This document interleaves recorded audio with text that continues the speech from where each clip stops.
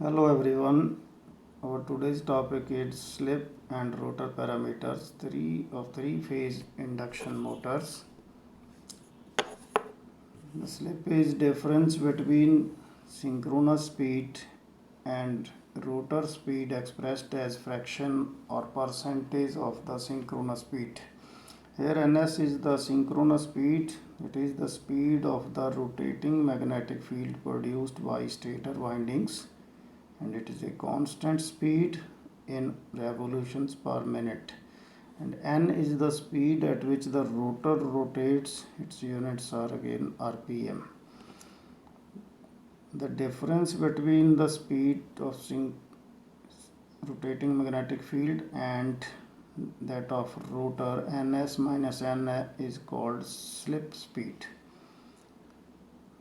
We can write the mathematical expressions for percentage slip ns minus n over ns into 100, and fractional slip s is equal to ns minus n over ns. From this equation of fractional slip, we can write down for speed of the rotor n is equal to ns into 1 minus s. The value of slip is very small under running conditions. It varies from 2 to 6%.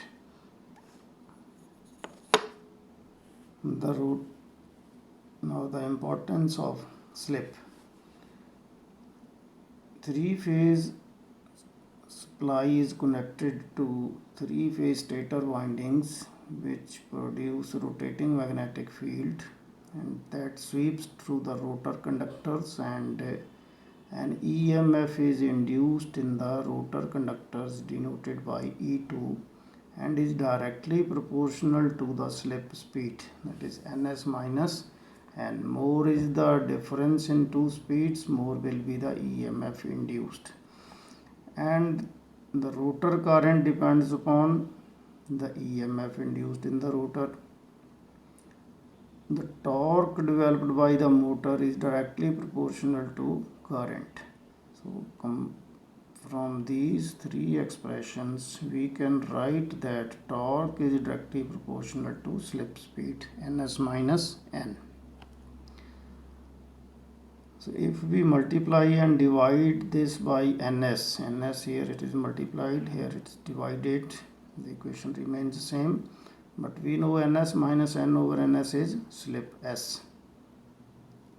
So k1 is another constant for proportionality, and you can write the torque is directly proportional to slip. It means more is the slip, more will be the torque, and lesser is the slip, lesser will be the torque. With the increase in load on the motor, the rotor speed decreases slightly, and hence the slip increases. That is, we can say that slip adjusts itself to such a value as to meet the required driving torque. It means with the change in load, the slip changes automatically to produce the required torque. Now we will see the effect of slip on rotor current frequency Fr. The equation for frequency F is equal to P ns over 120. That is for where F is the supply frequency, ns is synchronous speed of rotating magnetic field, P is the number of poles. In the same way, by replacing Fr F by Fr and ns by ns minus n, we can write it for rotor, because for rotor the relative speed of the rotating field with respect to rotor is ns minus n. Both are rotating in same direction. So the resultant speed between rotating magnetic field and rotor is ns minus n. So Fr is ns minus n into P over 120. Now again dividing and multiplying this equation by ns, what we have, ns minus n over ns is slip, and Pns over 120, from here we can see it is F. So Fr is equal to Sf. That is, the frequency of rotor currents is equal to slip multiplied by the frequency of supply. So rotor frequency under running conditions is Fr is equal to SF. At standstill, slip is equal to 1. Why? At standstill, speed of the rotor n is equal to 0. Standstill means when the motor is about to starting moment. The speed n is 0. So S is n minus ns minus 0 over ns, it is 1. Slip is equal to 1 at standstill. Therefore, by substituting slip is equal to 1 in this equation, we can write that rotor frequency is equal to stator frequency or supply frequency at the time of starting. And under running conditions, rotor frequency is slip multiplied by supply frequency. If supply frequency is suppose 50 Hertz, then the value of slip we know it's very small, say 5%. Then if this frequency is 50 Hertz, rotor frequency under running condition will be 5% of 50, that is 2.5 Hertz, very low. Under running conditions, rotor frequency is very low, and at standstill it is equal to the frequency of stator currents. Now next is the speed of rotor field or MMF.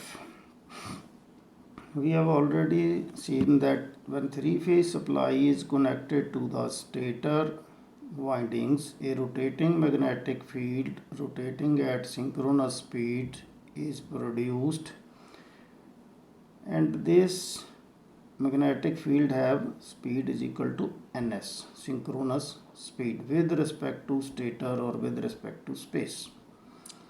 Now the rotor starts rotating when torque is produced at a speed n rpm. The difference between the speed of the with respect to space, the difference between the speed of rotating magnetic field and the rotor is ns minus n.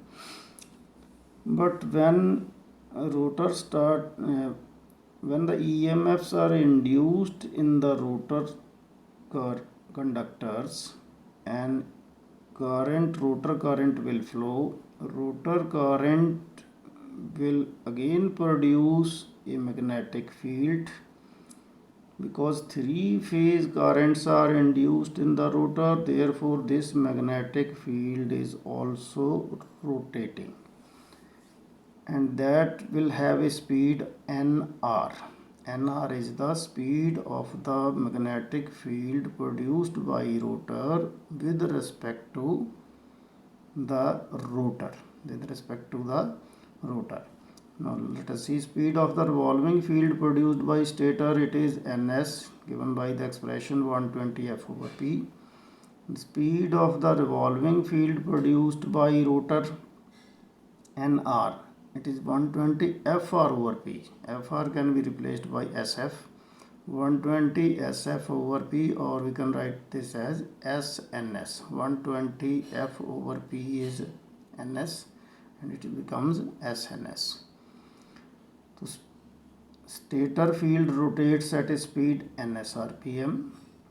Rotor field with respect to rotor, the rotor speed with respect to rotor is nr, and rotor itself speeds at a speed of n rpm.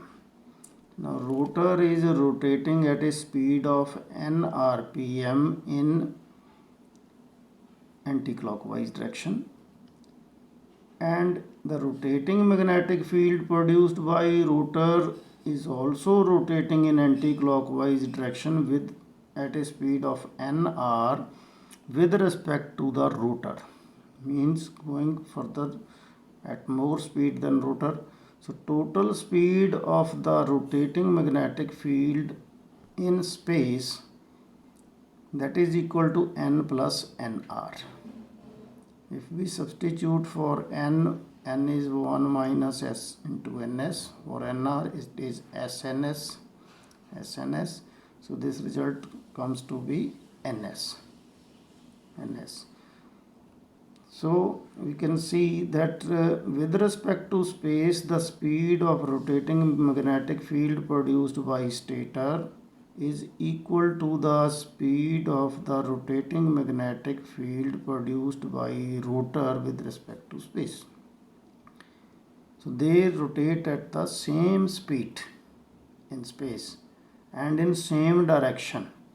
Therefore, there is a permanent magnetic locking between the two fields which is required for continuous torque. At standstill, we know that slip is equal to 1, therefore Nr is equal to Ns. Nr is equal to Ns. Substituting S is equal to 1 here, we can have Nr is equal to Ns.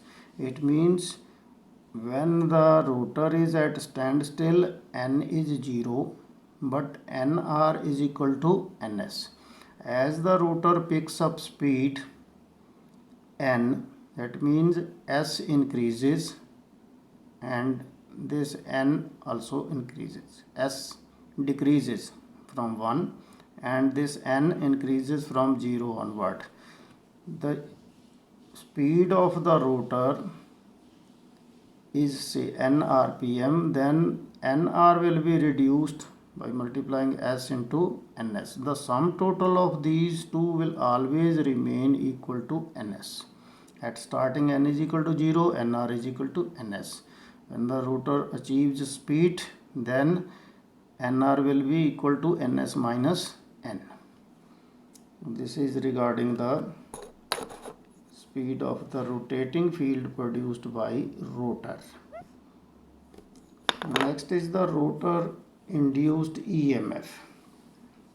When three-phase supply is connected to three-phase windings of the stator, a rotating magnetic field is produced with link with stator windings conductors as well as rotor winding conductors.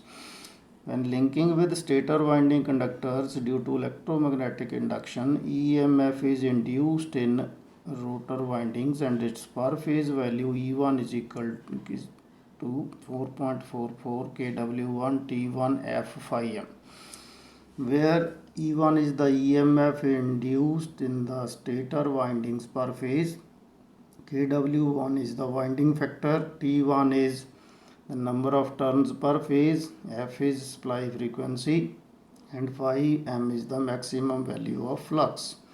Similarly, the same flux is linking with the rotor conductors. So rotor EMF induced per phase E2 is equal to, given by the same equation, 4.44 kW2 T2 FR phi m, where E2 is the EMF induced in rotor windings per phase, kW2 is the winding factor, and T2 number of turns per phase, Fr is the rotor frequency under running conditions, and phi m is the maximum value of flux linking with the conductors. So at standstill, we know rotor frequency is equal to stator frequency or supply frequency F.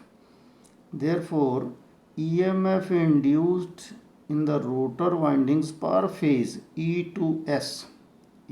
E2S is EMF induced in the rotor windings per phase at standstill.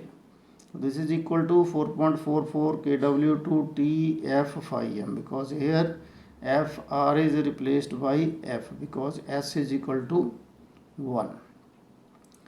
So dividing equation 3 by 2, we get E2S over E1 is equal to all this part of the equation, this part, and the result is T2 over T1, and further this is equal to the transformation ratio K, just like in transformer, secondary over primary voltage. In this case, this expression is also true. Here we take winding factor of stator is equal to winding factor of rotor. So E2S Considering equation number 2, E2 is equal to 4.44 kW2 T2 FR 5M, and FR can be replaced by SF, so it becomes this equation. And if we leave S, the rest is E2S. So E2 is equal to S E2S.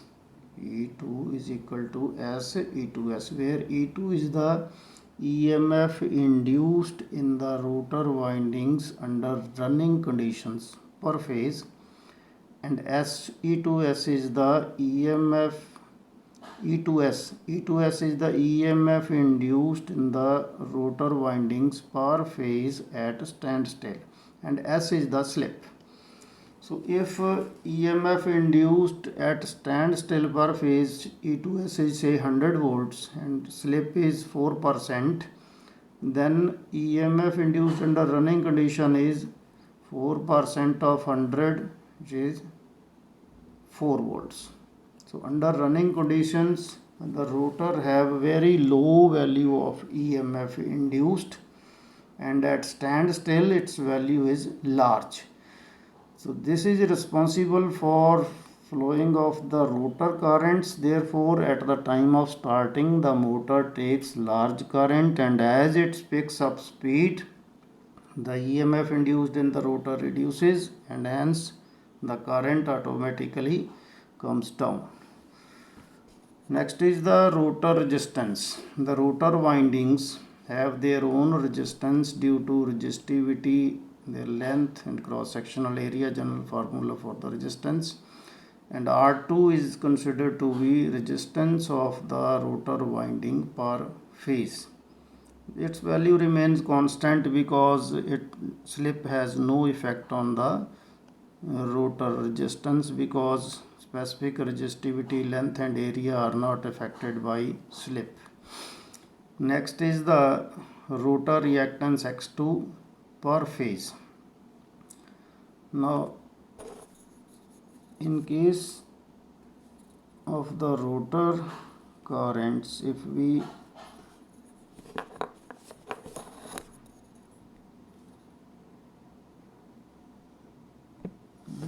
can see a part of the stator and rotor. This is say stator. Here stator windings are in the slots, and here is our rotor, the rotor conductor.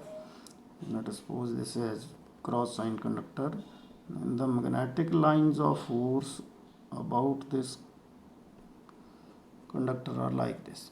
Now this rotor conductor will have a flux which links with rotor winding only and not linking with the stator. This flux is called leakage flux. That is the flux linking with rotor only and not linking with the stator windings. That is called leakage flux. This leakage flux phi L develops the leakage inductance L2, and which results in the rotor reactance X2 per phase. In other words, it is also called the leakage reactance.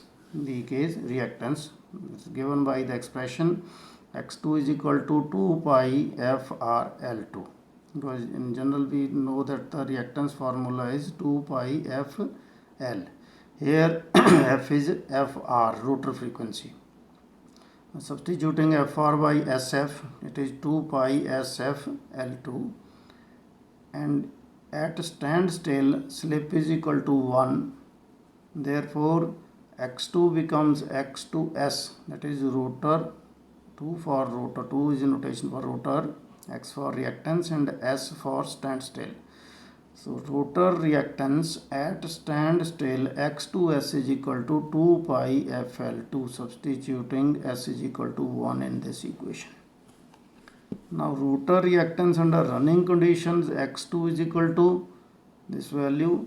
Here in place of 2 pi FL2 we can write X2S. So it is S into X2S.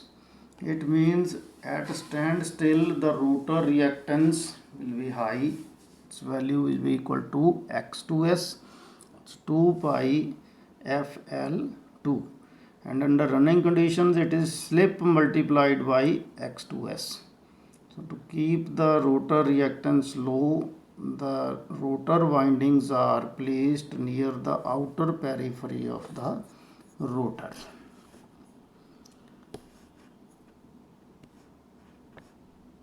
Next is the rotor impedance. Now, combining resistance and reactance of the rotor under running conditions, Z2 is equal to R2 square plus S X2S square whole square root, and at standstill substitute S is equal to 1 here.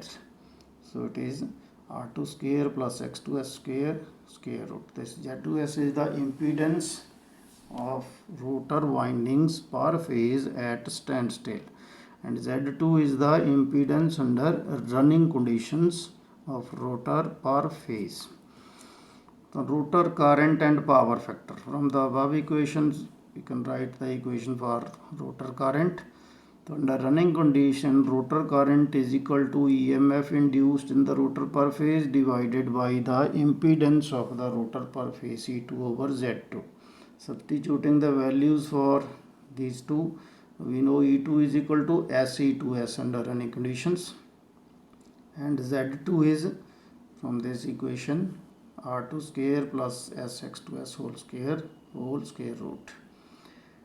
And at standstill, I2S, it is the rotor current at standstill. Substituting in this equation, S is equal to 1. So it remains E2S over R2 square plus X2S square whole square root. Now the power factor under running conditions, cos of phi 2 is equal to R2 over Z2. R2 divided by the value of the Z2 under running conditions. When we have to find out the power factor at standstill, that is at the time of starting of the motor, it is R2 divided by the impedance at standstill. It is R2 square plus X2S square root, or simply by substituting in this equation value of S is equal to 1. So these are the parameters of rotor of an 3-phase induction motor, and we have seen that the slip affects each and every parameter of the rotor except the resistance of the rotor winding. Thank you.